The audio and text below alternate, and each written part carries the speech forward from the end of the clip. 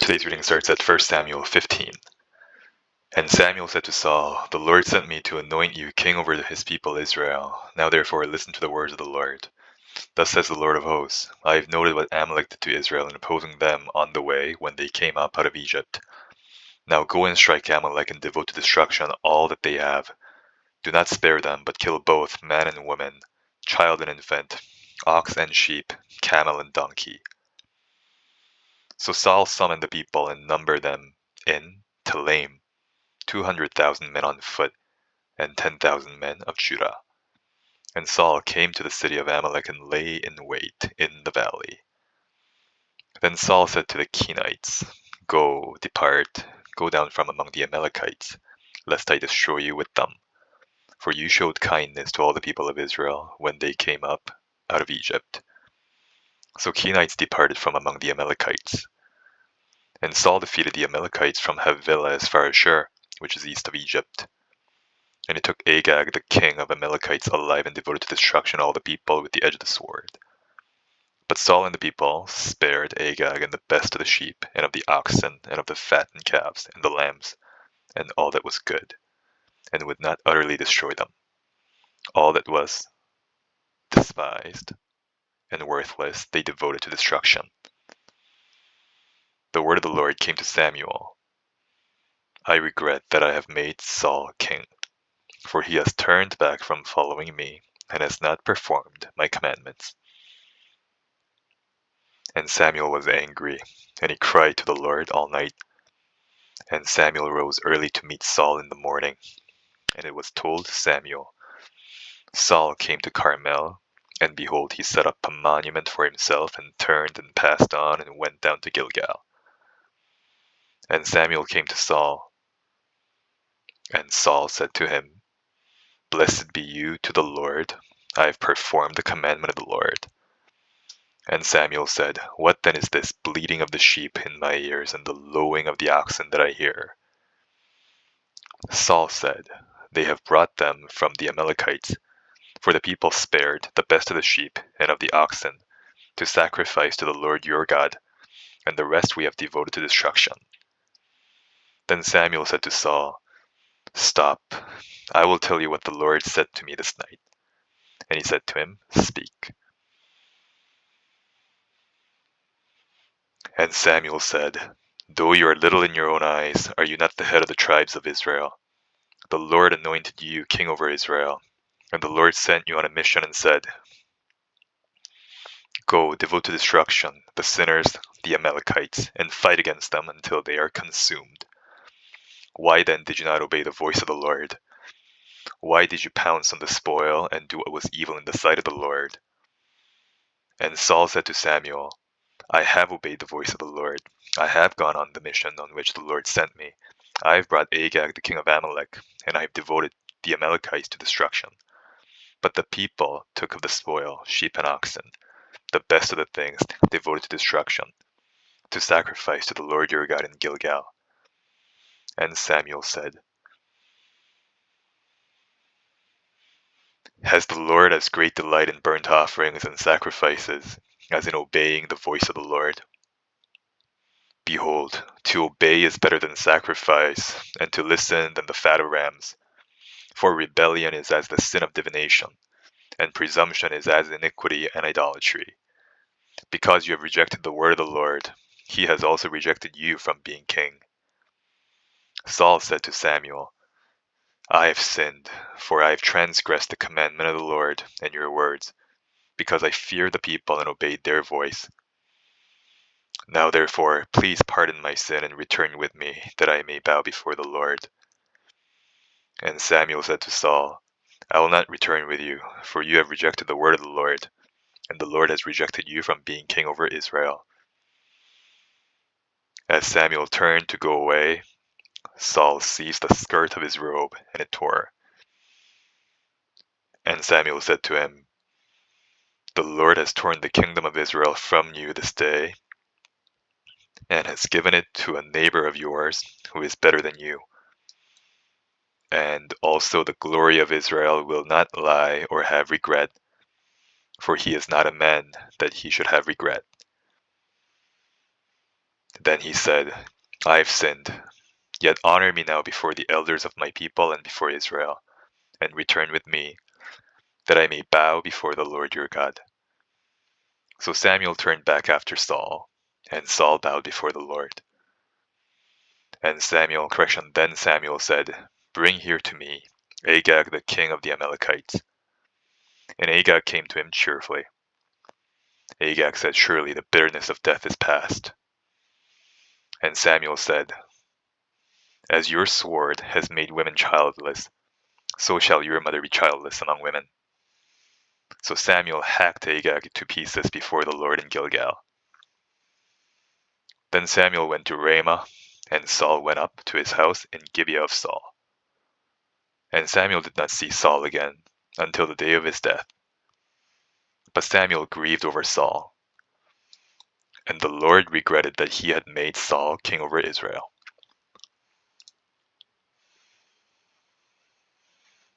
Now read Romans 13.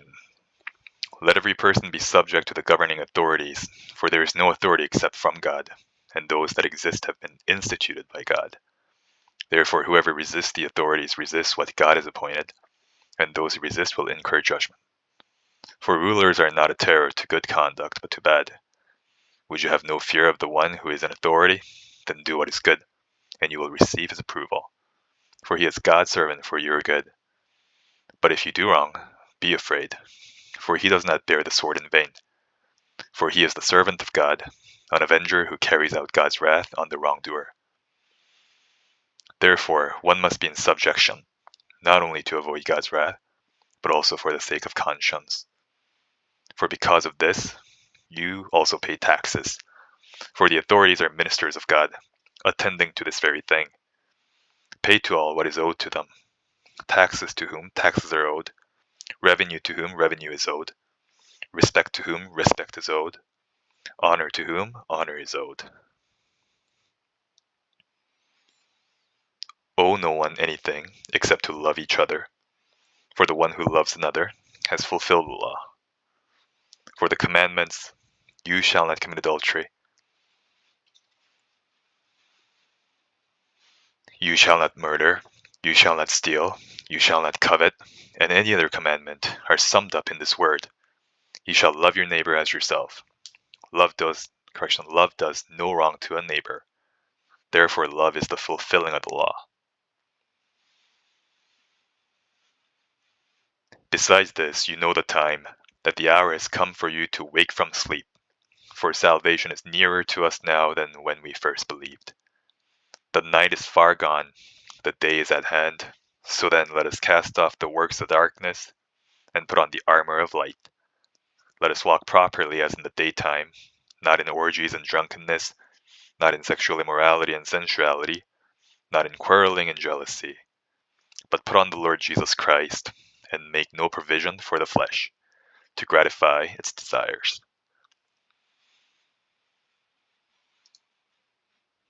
Now we're at Jeremiah 52. Zedekiah was 21 years old when he became king, and he reigned 11 years in Jerusalem. His mother's name was Hamutal, the daughter of Jeremiah of Libnah. And he did what was evil in the sight of the Lord, according to all that Jehoiakim had done. For because of the anger of the Lord, it came to the point in Jerusalem and Judah that he cast them out from his presence.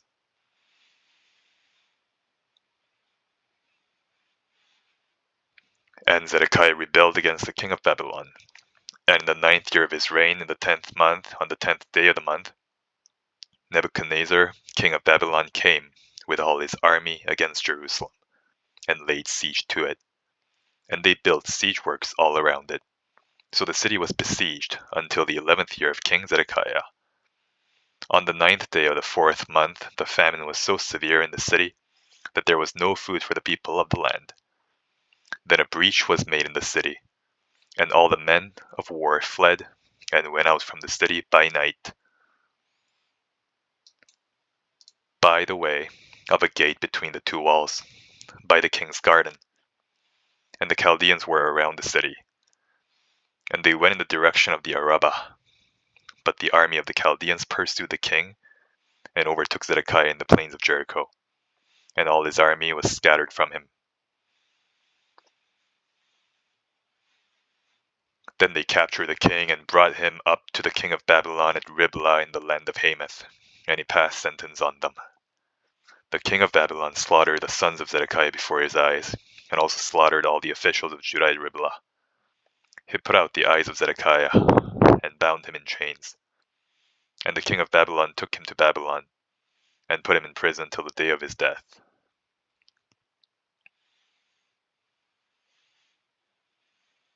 In the 5th month, on the 10th day of the month, that was the 19th year of King Nebuchadnezzar, king of Babylon. Nebuzaradan, the captain of the bodyguard, who served the king of Babylon, entered Jerusalem. And he burned the houses of the Lord, and the king's house, and all the houses of Jerusalem. Every great house he burnt down. And all the army of the Chaldeans, who were with the captain of the guard, broke down all the walls around Jerusalem. And Nebuzaradan, the captain of the guard, carried away captive some of the poorest of the people, and the rest of the people who were left in the city, and the deserters who had deserted to the king of Babylon, together with the rest of the artisans. But Nebuzaradan, the captain of the guard, left some of the poorest of the land to be vine dressers and plowmen.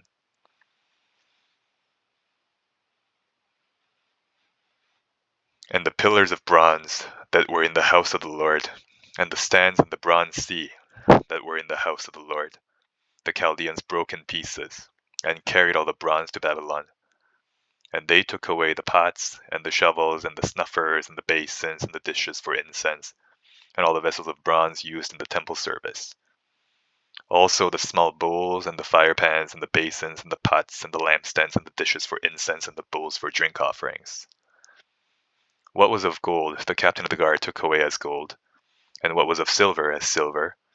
As for the 2 pillars, the one sea, the 12 bronze bowls that were under the sea, and the stands which Solomon the king had made for the house of the Lord, the bronze of all these things was beyond weight. As for the pillars, the height of the one pillar was 18 cubits. Its circumference was 12 cubits.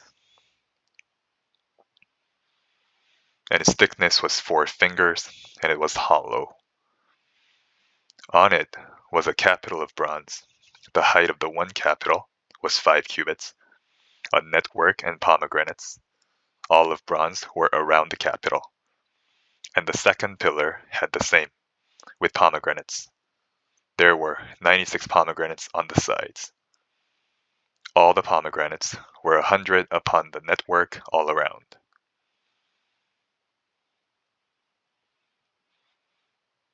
And the captain of the guard took Seraiah, the chief priest, and Zephaniah, the second priest, and the 3 keepers of the threshold. And from the city he took an officer who had been in command of the men of war, and 7 men of the king's council who were found in the city, and the secretary of the commander of the army, who mustered the people of the land, and 60 men of the people of the land, who were found in the midst of the city. And Nebuchadnezzar, the captain of the guard, and Nebuzaradan, the captain of the guard, took them and brought them to the king of Babylon at Riblah. And the king of Babylon struck them down and put them to death at Riblah, in the land of Hamath.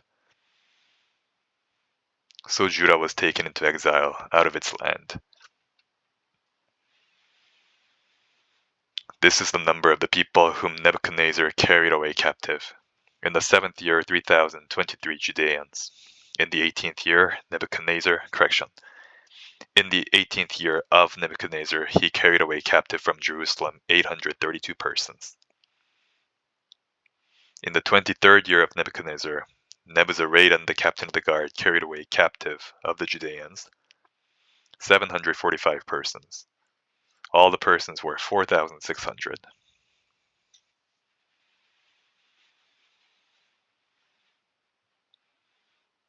And in the 37th year of the exile of Jehoiakim, king of Judah, in the 12th month, on the 25th day of the month, Evil Merodach, king of Babylon, in the year that he began to reign, graciously freed Jehoiakim, king of Judah, and brought him out of prison.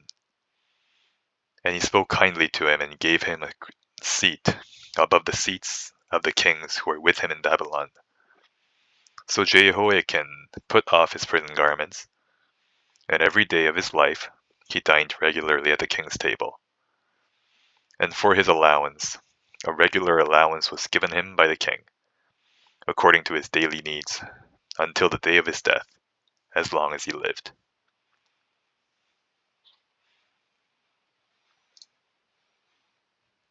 Now we're at Psalm 31. In you, O Lord, do I take refuge. Let me never be put to shame. In your righteousness deliver me. Incline your ear to me. Rescue me speedily. Be a rock of refuge for me, a strong fortress to save me. For you are my rock and my fortress, and for your name's sake, you lead me and guide me. You take me out of the net they have hidden for me, for you are my refuge. Into your hand I commit my spirit. You have redeemed me, O Lord, faithful God. I hate those who pay regard to worthless idols, but I trust in the Lord. I will rejoice and be glad in your steadfast love, because you have seen my affliction. You have known the distress of my soul. And you have not delivered me into the hand of the enemy. You have set my feet in a broad place. Be gracious to me, O Lord, for I am in distress. My eye is wasted from grief, my soul and my body also. For my life is spent with sorrow, and my years with sighing. My strength fails because of my iniquity, and my bones waste away. Because of all my adversaries I have become a reproach, especially to my neighbors.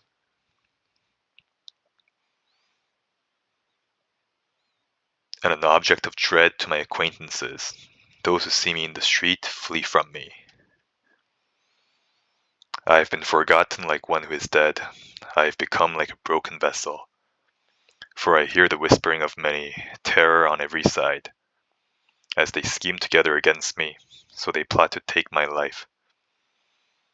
But I trust in you, O Lord. I say, you are my God. My times are in your hand. Rescue me from the hand of my enemies and from my persecutors. Make your face shine on your servant. Save me in your steadfast love. O Lord, let me not be put to shame, for I call upon you. Let the wicked be put to shame. Let them go silently to Sheol. Let the lying lips be mute, which speak insolently against the righteous, in pride and contempt.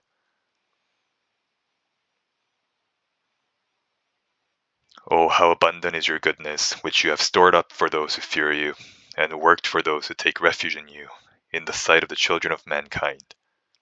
In the cover of your presence you hide them from the plots of men. You store them in your shelter from the strife of tongues. Blessed be the Lord, for he has wondrously shown his steadfast love to me when I was in a besieged city. I had said in my alarm, I am cut off from your sight. But you heard the voice of my pleas for mercy when I cried to you for help. Love the Lord, all you his saints. The Lord preserves the faithful, but abundantly repays the one who acts in pride. Be strong and let your heart take courage, all you who wait for the Lord. And that's the end of the reading for today. Have a good day.